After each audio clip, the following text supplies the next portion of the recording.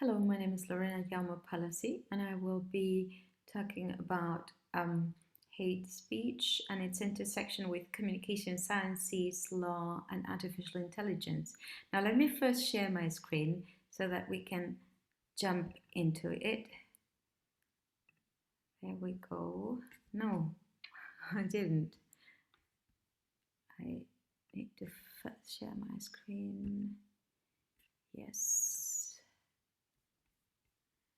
Now, here we are.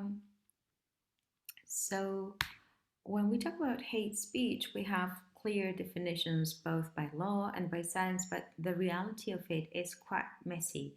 And the very context specific situation, usually hate speech is very difficult to separate depending on the context of pieces of disinformation or opinions covered by law or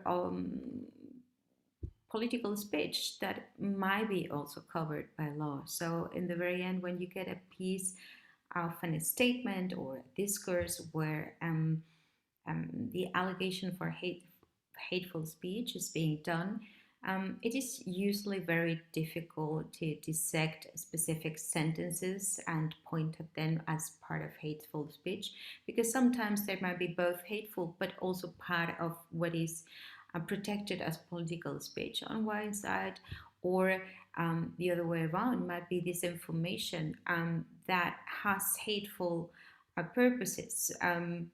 But it's not that very simple to separate from a clear disinformation purpose and strategy. So, in the region where I come from, which is Germany, um, in most member states of the European Union, the legal cultures around hate speech and around speech regulation are very much based on jurisprudence, because through jurisprudence you get the possibility to contextualize and look very much at the specifics of um, the situation to understand whether the allegations are rather hateful or rather political speech that even though it might have some parts that might be considered hateful, at the other side need to be balanced with what is considered public interest, for instance, and thus needs to be kept public because it's part of a political speech, just as an example. Um, Now, in Germany, 2017, a new law came, which came into place, which is called the German Network Act, and German it's called the NetzDG, also called like that in international circles.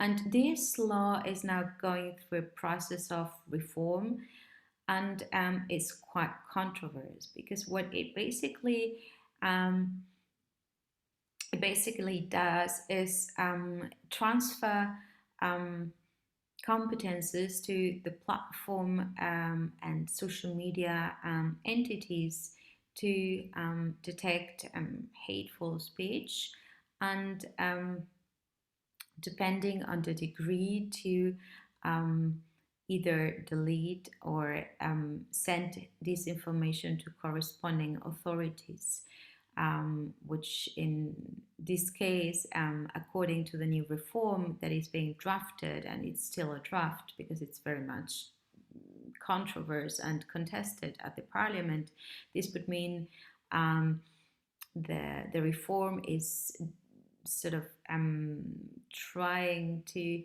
demand from the social media platforms to proactively send unclear but probably hateful or seen as probably hateful speech postings proactively to the police so that they can process and prosecute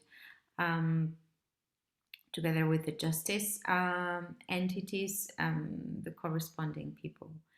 Now, the idea is basically to have a faster reaction within the surroundings of within the context of social media when hate speech is being performed. And this means that because of that, because the main point is having a quicker um, managing of hateful speech in online contexts, because it's spread quite quickly, and it can stay for a long time, and judicial processes take usually more than a few months. They might even take years until there is a clarification of whether this is hateful speech or not. Um, now, um, that's the reason why we in Germany got this sort of regulatory uh, exploration situation, which has very much impacted many other countries around the world. We have countries in like Venezuela, like Russia, but also many of the member states of the European Union have taken this German Network Act as a framework of reference to create similar laws. And as we've seen with the case of France, they were declared unconstitutional. And most probably, the reform of the German Network Act to, to this year, to 2020, is probably not gonna pass or not going to come into terms. First, because the Bundespräsident, which is a sort of the prime minister in Germany, um, has already announced that he thinks it's unconstitutional and would not pass, would not be willing to sign the law, and with that, the law cannot be passed through. Um, at the other side, what we also say is that there is a regional effort to sort of create a set of standards of how platforms need to deal with illegal content that goes beyond copyright issues um, within the European Union. So the European Union will be soon um, presenting the Digital Service Act that deals with that. And what we see is that there is a long discussion between what is needed in the online surroundings to act quickly and protect people that are being impacted by law. This could be civil society and digital rights defender on the one side, or this could be also journalists that are very much affected by harassment and hate speech in the online world. Um, and by that, their freedom of speech is being more and more restricted. Now, um, the question is whether there is a way to systematize in law and also in software programs all the categories and all the context that we have in language that can be pinpointed as a form of hate. And things are not that clear again because it's very much about context, and context matters and evolve. Let's take, for instance, the case of the Proud Boys in the US. In the USA, Proud Boys is a far right group um, that has been banned by Facebook since 2018. And now, during the electoral campaign of Trump versus Biden, um, they were part of the conversation as being considered far right and Trump supporters. And because of that, this led to new developments within the Proud Boys hashtags that we've seen in social media. And the LGBTQ community decided to reclaim the hashtag, and basically what they did is conquer the hashtag and start posting their own pictures and their own messages. And with that, because the community was bigger and they were able to post more and more tweets and Facebook postings, they were able to retract the far right community of the Proud Boys, so they were less and less seen. And with that, the meaning of the hashtag Proud Boys changed dramatically from being a hashtag for a far right group to the hashtag of a community that is being proactively protected by Facebook. So, what we see is that depending on the context, you can not really create a general rule for a hashtag and say that this, just as an example, that this is permanently a hashtag that is being used for hateful purposes, as we see here. And this is basically one of the problems both in law. If you think of hateful speech as something that you can regulate by creating categories on the one side, but also from the algorithmic perspective, it doesn't work as well, because if you automatize this, the programs that we have right now can work through categories, but they want to understand those categories, so they will not be able to make this, to understand this strategical event with the LGBT community in the case of the Proud Boys. And this means that they would, if the hashtag would be prohibited, they would keep prohibiting that hashtag, and with that suppress speech that is very much protected within social media. Now, what this means is that social media, to really accommodate this type of problems, will not be able to use automatization programs such as artificial intelligence or complex algorithmic systems, because the point of algorithmic systems is that they don't they compute, but they don't understand what they are computing. So they will be able to find similar wordings and similar expressions, but they cannot explain the meaning of those words. That is what humans are very good at. And this type of human work is right now, with the machines and the technologies that we have, impossible to automatize. Now, what type of categories do we have when we talk about hateful speech? We have a lot of categories. Some of them are enshrined in law, some others are just part of the conversations that we're having within the legal and ethical communities, because they are not part of the legal categorizations, but they are part of the reality of hate. And hateful speech. This can be, for instance, take body shape, which is not protected by law in any of the cultures of the European Union member states, but is one of the most typical criteria or factors that leads to some sort of harassment and hateful speech. And it can go further to clothes, to specific tattoos, and many other things that are very much dependent on the context of a culture and what is considered good taste or conventional looks, and so on.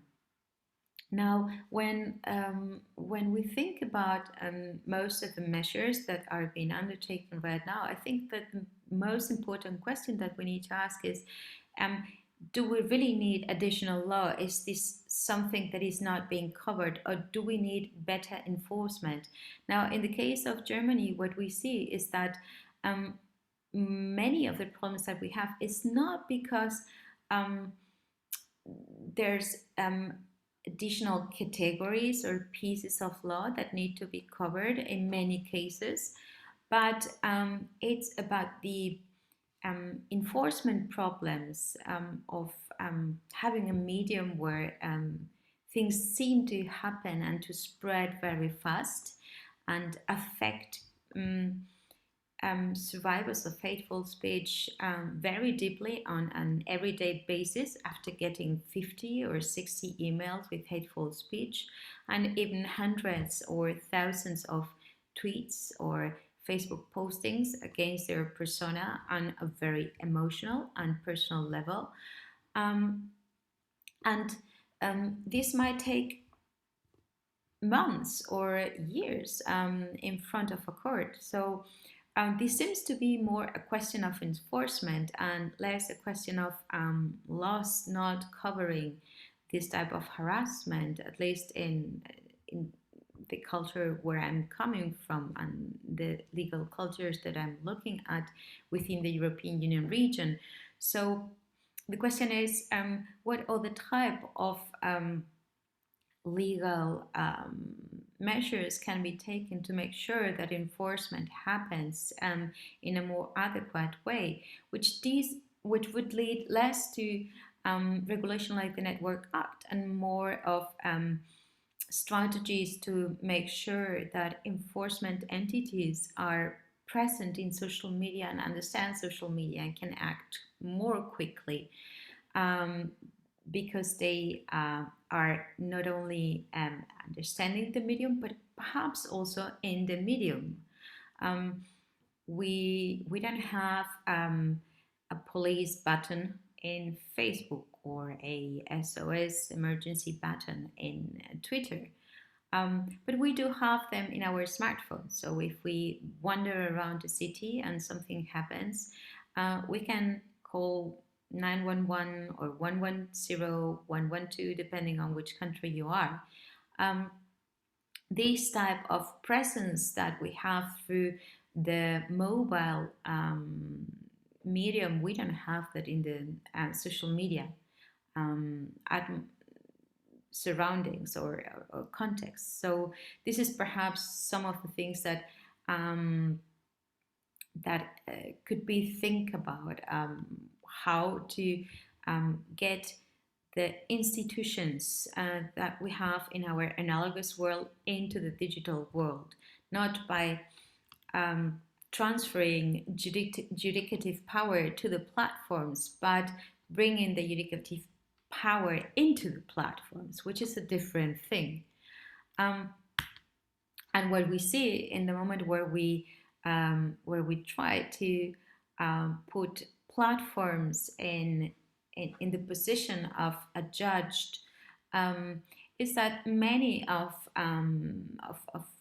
the tasks that they have to perform can only be performed if they automatize those tasks. And as said before, this type of automatization task cannot result in tasks that in a program, in a software program that is able to contextualize, creating machines that are able to understand the context and understand that this is satire or that this is being cynical or that this is a very earnest assertion don't exist by now and aren't able to really understand the tone. In the same way that we human beings need sometimes even more than one hint to really understand the tone in a conversation online. Now, what you see here is, for instance, how this Network Act was being used. The German Network Act was being used by the far right to shut down trans women on Twitter. So actually, the Network Act that was protecting endangered communities in Germany led to the far right to use the automatization mechanisms that, as a response to the Network Act, were developed by both Twitter and Facebook. and they were automatical mechanisms. They started denouncing every post, every posting, every tweet that people from the LGBT community would post. And with that, they will get them expelled of the social media network. So what you see is that by automatization and just simply processing what group target in a targeted, very strategic way is able to perform, leads to sometimes quite unexpected consequences and can be weaponized by precisely the people that are targeted by this type of regulation. So this shows that with a contextualization, transferring judicative power to platforms that are going to manage their duties through algorithmic systems is in most cases going to lead to the contrary of what is intended. Um, Now, I would like to talk to finish about moral suasion and the Munger experiments. Munger is a scientist that has been performing different types of experiments about morality in Twitter, and this has a lot to do with what really works in hateful speech or in hate speech, um, and what is the role of civil society also within this whole context. Because within the context of hateful speech, there is speech that is hateful but is covered by law and freedom of speech. And with that, it's permitted, even though it's not nice and it hurts. But there is, of course, also a moral duty and an ethical duty within civil society, which is the place where we debate and we negotiate our cultural practices of politeness and of um, morals. And with this, what he did is, let me explain very succinctly. What he did is he created different Twitter bots. So it would be automatic uh, machines within Twitter. That would be one that there would be one bot that is dark skinned and has a Muslim sounding name. There would be one that is white skinned and has a rather Christian name. And there will be ones that have a lot of followers. There will be some that have very few followers. And the interesting thing is that they would target people that are using hate speech. And every time someone would tweet something offensive and hateful, those bots will send him the message that you're seeing right now. Hey man, just remember that there are real people who are hurt when you harass them with that kind of language. And the interesting thing is that the bot that would have an effect on hateful Twitterers would be the white Twitter bot with a lot of followers. That was the one that would have a considerable impact. Um, but the interesting thing is that it didn't end there. Weeks after, you could see that this type of interaction would have a tone policing effect on people using hateful speech.